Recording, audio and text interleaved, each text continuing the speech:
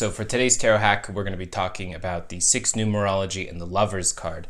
The Lover's card, of course, is the amalgam and the connection and conjoining of the 6 of Swords, 6 of Wands, 6 of Cups, and 6 of Coins in harmony with each other to create this. Oftentimes, the Lover's card is viewed as a card about relationships, about, specifically a romantic relationship, these two forces joining together, and abundance is an aspect of that. Whereas the way that I would view it would be abundance is the central core ideal, because that's what's being mirrored in the 6 numerology and the 6 cards, and especially coming after the 5 numerology, and that relationships are an effect of this place of abundance.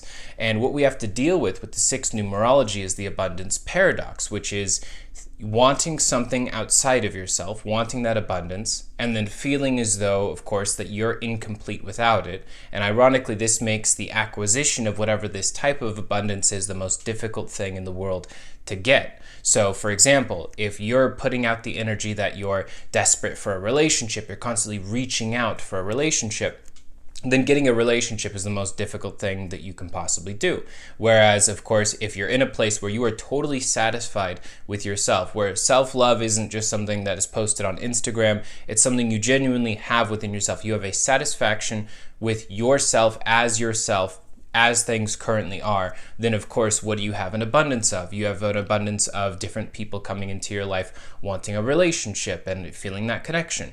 And so it's almost like a snake eating its own tail. And we have to sort of face that paradox. How can I genuinely find within myself this love so that I'm allowing love to finally come to me, rather than how can I reach out to go get love outside of myself, and why is it always permanently eluding me?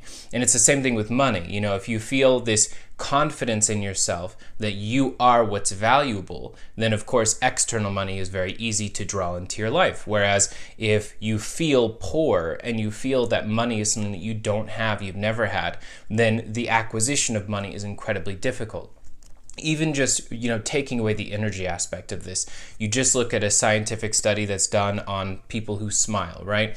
People who smile, of course, will have more people that gravitate towards them more often, just statistically. People who frown will have less people that gravitate towards them.